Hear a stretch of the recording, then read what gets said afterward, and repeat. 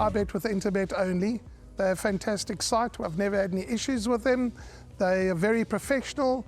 There's never a problem. You deposit money, 2 seconds later it's in your account. You withdraw, which I do very occasionally, and I believe it's also 2 seconds it's in your account.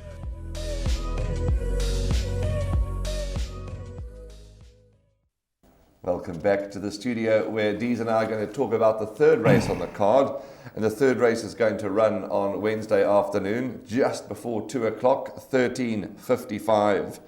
It's a maiden plate over 1,700 meters or 1.7 kilometers, depending on how you like your distances disseminated to you. Again, at the early time of recording those scratchings, please, as we always appeal to you, check your scratchings, check your equipment changes, jockey changes, whatever changes you need, betting moves before taking your final bets. The third race, Dees, is the first leg of the big one, and it is the first leg, the first leg of the pick six. You know, at first glance, you have a look at a stable like Glen Cotson with their runners today. They seem to have quite a good card. In the previous race meeting, we interviewed for the show the Dreyer team and Peter Muscat, and they had a very successful day. So you do to follow trainers and jockeys that have got good cards, and I think Glen Cotson's one of them for this meeting, because I like Catalaya Summer a little bit, Dees. Blinkers, I think, go on. I haven't double-checked the card changes, but yes. Yeah, Blinkers on, stay on. 54, she is a filly against the boys, I know that. But she's doing enough to keep me interested. That last run was okay. I give her a bit of an each-way chance, but healthy respect for numbers 1, Corsican, 2, Le Ultimo, and 3, Ice and Fire. Numbers 4, 5, and 6, I think, have a bit to do to win. Yeah, I think it looks like a very tricky start to the pick six, Warren. I agree with that. On the process of elimination, I don't like discounting horses, but to reduce the perm, I think 4, 5, and 6 are horses that people will be looking towards to say, you know what, if I had to eliminate this perm, those 3 horses I could take out. But then you're taking out 3 horses from a field of 7, and you're including 4, and my rule comes in. It's more than half the field, it becomes a field. So how do you try and eliminate the runners here? 1 Corsican, I don't know about you, but for me, especially his last 2 runs after that introduction, he's been a frustrating horse to follow. I know it's still early in his career, and why knock him, because he's still got so much learning to do as a young horse. But the fact is, he's been beaten, and last time out, he was beaten properly. He was given a sound hiding that day. He was beaten 8 lengths, and he was never in the race at any stage over 1,000 meters. I mean, from the jump, Attendiwe Mgutla was at him throughout the way, and he was never in the race at all.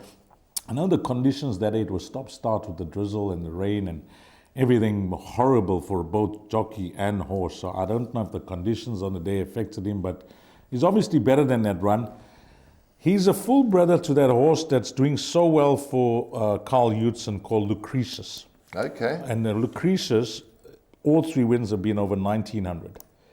So I think now that Gant has, given him some time off just to try and learn what the game is all about, he's going over the distance now that's going to suit him nicely.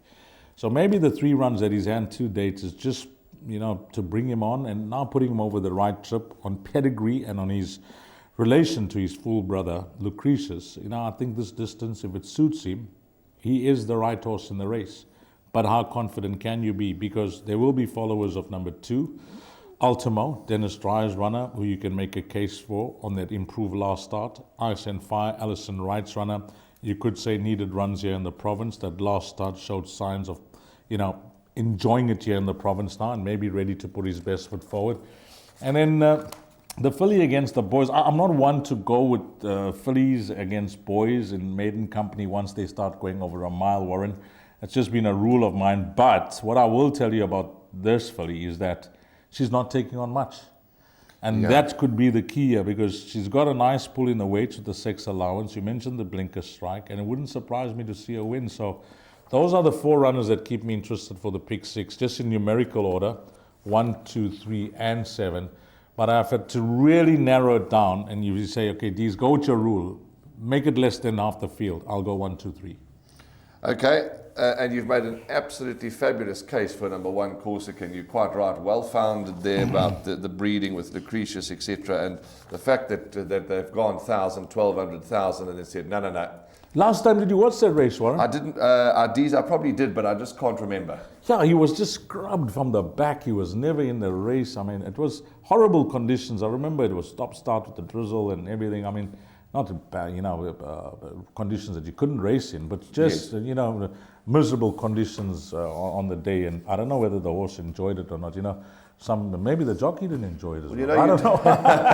But you talk about conditions, and some horses don't enjoy it. I mean, as a human being, you go to walk out in the rain, you might not like it. Oh no, give me my umbrella. The other day, that horse you could see, that horse of Tony Rivelin's Mr.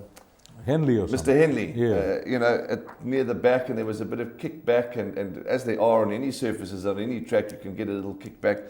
And he just didn't enjoy it. But coming into the straight with a nice clear run, absolutely charged home. So you're quite right. So maybe Corsican on that day didn't enjoy the conditions, or didn't enjoy a little bit of kickback, or the little bit of the wetness that was out there. And over the 1,700, we can expect a huge run from Corsican. So there we go. These and I are a little different, but that's why we do the show together. And I'm going to be taking as many boxed exactas as I can. 1 Corsican and 7 Catalea Summer. That's race 3. We're moving on to race 4. My name's Danny Di Liberto, founder of Ladles of Love. It was founded back in 2014. Communities we work with are all over the peninsula, and we're working with 138 beneficiaries now. We've grown exponentially. We've been able to do that because of all the kindness that we have experienced from individuals and corporates such as Interbet, who just want to be part of the change.